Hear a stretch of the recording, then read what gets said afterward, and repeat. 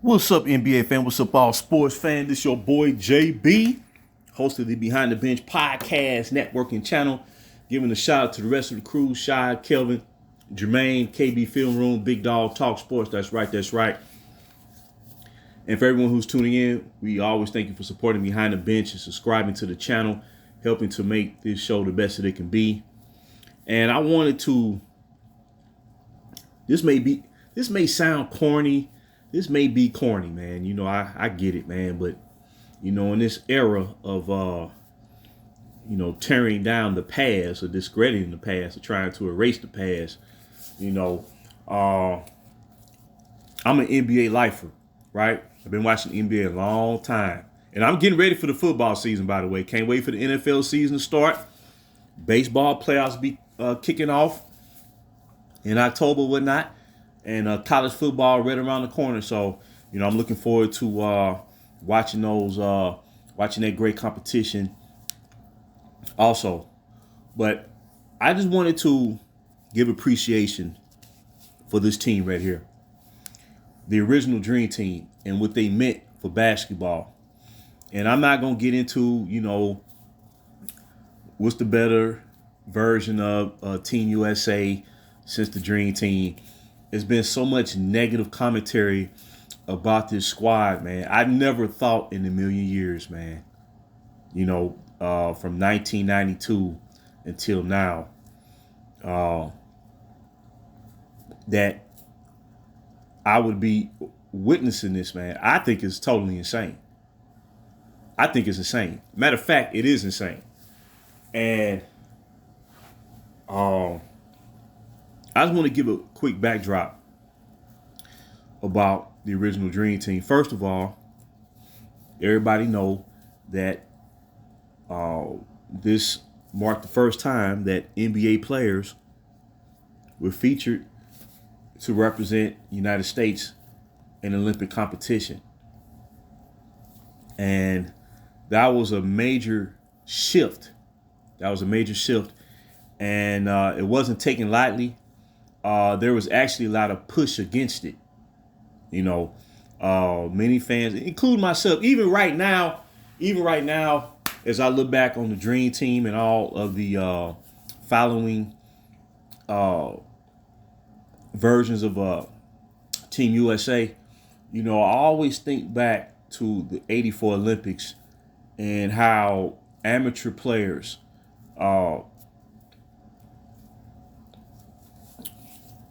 entering the pros, just finishing their college journey, how they were able to represent the country and lead us to the gold medal. It was exciting to see. And see, that's what, you know, like I said, I don't like to compare eras, but the beautiful part about basketball in the 80s, up until the mid 80s, or the beginning of the 90s, were that college basketball was just as exciting as professional basketball. Fans tune in to watch college basketball just as much as they did the pros. So by the time many of your top collegiate players like Patrick Ewing, Michael Jordan, Chris Mullin, Clyde Drexler, Keem Olajuwon, David Robinson and the like, Grant Hill, Shaquille O'Neal, Lonzo Mourning, Purvis Ellison, we can go down the line. Penny Hardaway, Larry Johnson. When those players entered the NBA, they already had name recognition, and they had a following. You know, so for the most part, you knew which players were going to translate whose game were going to translate from college to the pros. So when I think back on the '84 Olympic team, led by Michael Jordan, Patrick Ewing, Chris Mullin, and I did a previous video the other day, talking about the current U.S. men's basketball team winning gold, and I accidentally omitted Patrick Ewing's name and David Robinson's name as participants in the Olympics prior to the Dream Team. But nonetheless, that was special because essentially young men, 21, 22 years old, conquered the basketball world internationally and claimed gold. And that's special. That's special. But leading up to this dream team, the selecting the players, you knew somebody was going to be left off the team. They should have been on there, first of all. And that's always the case. But, I could imagine the top players in the world at that time wanted to be part of history. And certain players were excluded from the process, But prior to the start of the 92 Barcelona games in Spain, the United States was on the brink of civil war, literally, when the trial took place of the 4 cops who assaulted Rodney King the year before in 1991. And when they were acquitted, the 4 cops acquitted in 92, that caused the country almost, how can I say, self-destructed. From that one decision, the court of law acquitting those 4 cops who assaulted, a black man on the verge of a death, and it was caught on videotape, and so you had a situation where, people that have been neglected and segregated in this society, we just said, we've had enough. And you had the riots in LA, Los Angeles, and unrest throughout the entire country. And we needed to rally behind something. There was something we needed to rally behind. And these 12 basketball players brought, for a brief moment in time, even if it was for 2 weeks, they gave us a lasting impression. They gave us something to believe in. They gave us something to hope for, that we can overcome this dubious moment in this nation's history. And there was a great sense of pride, and it was inspirational too. I remember people such as myself. At the time, I was a young man, just starting out in life per se, and you had teenagers alike, man, and everybody was getting USA basketball gear, T-shirts, basketball shorts, socks, wristbands, caps, man. It felt freaking good, man. And I remember, seeing everybody was getting the T-shirt that had like an animated picture of every player on the Dream Team, including the coach, the late Chuck Daly. And it was magical. It was magical, man. And what these so-called pundits are saying about the Dream Team now, man, people were so proud to say, man, this is the best of the best, the cream of the crop. Magic Bird for what, trailblazing the NBA to its highest heights in the 80s, man, helped generating the golden era. And, of course, Michael Jordan capitalizing that by helping the NBA to reach a global audience.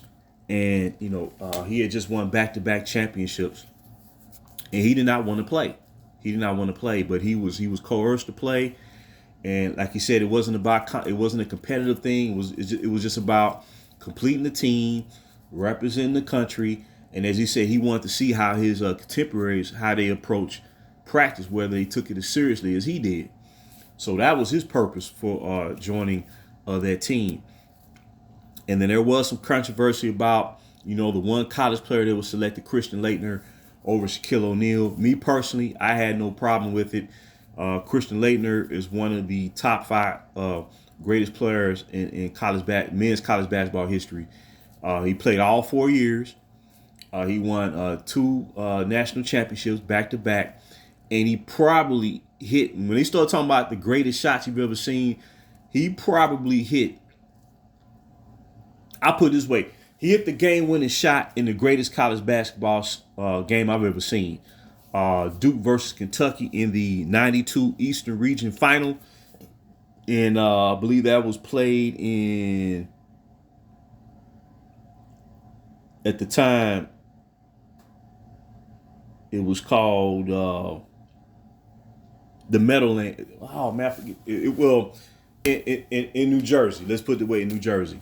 And that game, I think there was something close to 35, 37 lead changes, man. And they played their heart out, man. And Christian Laettner hit that. And that's probably what sealed the deal for him, to tell you the truth, hitting that shot. And I remember he was perfect from the field that game. I want to say, did they play in the Spectrum? They may have played in the Philly Spectrum. The old Philadelphia Spectrum where the 76ers used to play at all them years. It was either in Philadelphia or in Jersey. But nonetheless, that was the greatest college basketball game I've ever seen in my life. And he hit that game-winning shot, and he was selected over Shaquille O'Neal. And I believe he deserved that spot. I do believe, as great as Shaquille O'Neal was in college, Christian Laettner won 2 national championships back-to-back. So, and contrary to what they say now, that they couldn't shoot back then, Chris Mullin was the most furious shooter in the nation coming out of college at the University of St. John's. And he years later, after being drafted by Golden State, he helped form Run TMC. Tim Hardaway, Mitch Richmond, and Chris Mullin. They call them Run TMC. They had the highest rated offense in basketball from the late 80s up until like the early 90s, till about 1992, till about the time of their dream team, to tell you the truth. And Chris Mullin was as automatic as they come. Shooting that jump shot. And then, of course, you had Patrick Ewing, David Robinson, Charles Barkley, Karl Malone, Scottie Pippen, John Stockton. Think about it. John Stockton is the all-time leader in steals and assists. He was on that team. You know what I mean? So, like I said, man, I just want to give an ode to them and what they meant for basketball and how they helped inspire basketball abroad, man, and help the sport grow overseas. And as much as they try to down them now, they can't take that away from this team, man. They didn't have to do it. They didn't have to participate. They weren't obligated, but they felt a sense of pride, man. It's like, I want to represent my country. And they were not old. Outside of Magic, Magic was a year removed from premature retirement. Bird was still an active player. He retired like right before during the offseason, right before the Olympics started, and he showed you remnants of who he was when he was in his absolute greatness state of his career, and it was just special, man. And Chuck Daly was selected to coach that team, and the coaching staff was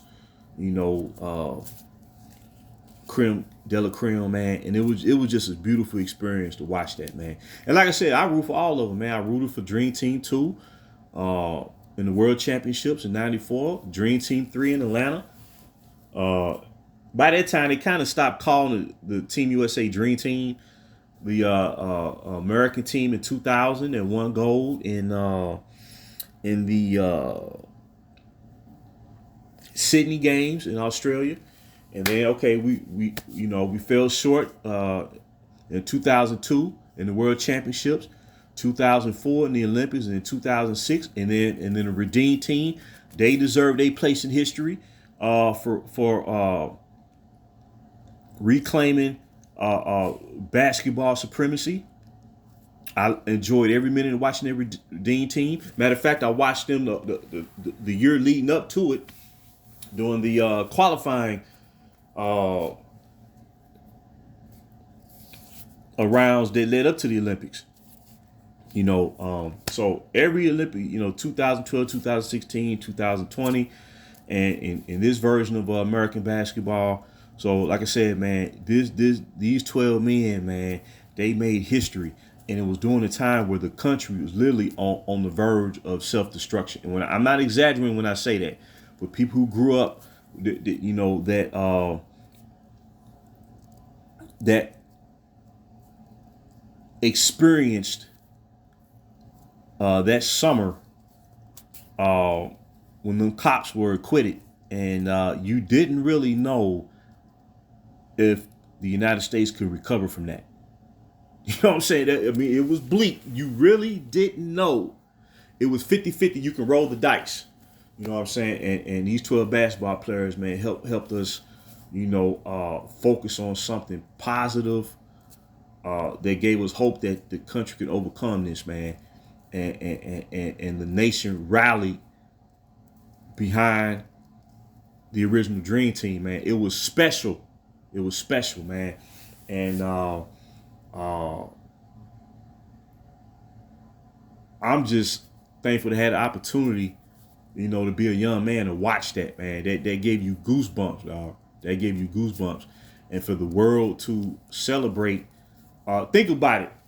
The talking heads today are trashing the original Dream Team, but the world celebrated the original Dream Team. Everywhere they went overseas, overseas in Barcelona, Spain, or whatnot, everywhere they went, they were celebrated, man. I ain't talking about like viewed as gods. I'm not talking about that.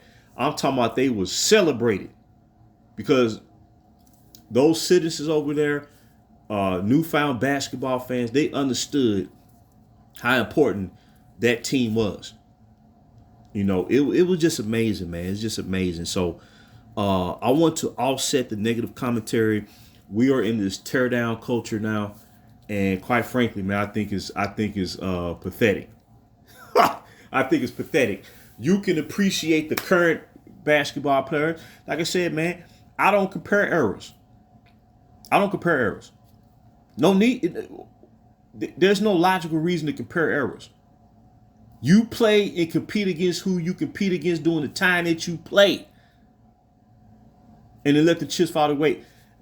And history will show who's who and pretty much where they should be ranked. So I just want to drop that, man. Much appreciation to the Regional Dream Team 32 years later, and their influence still stands to this very day, because every 4 years when we have this event, the Olympics, when it comes to basketball, the Original Dream Team is always mentioned, man.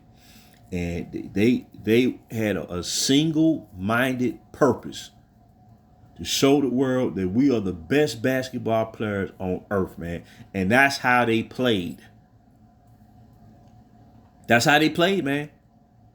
I mean, it is what it is. I saw it firsthand, man. That's how they played.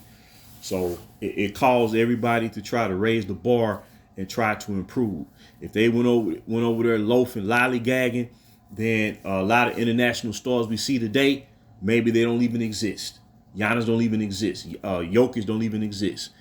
Embiid, Luka, whomever came down the pipe. Dirk Nowitzki back in the day. You know what I'm saying? We Drazen Petrovic. So I just want to drop that real quick. And until next time, this is JB for BTB Behind the Bench.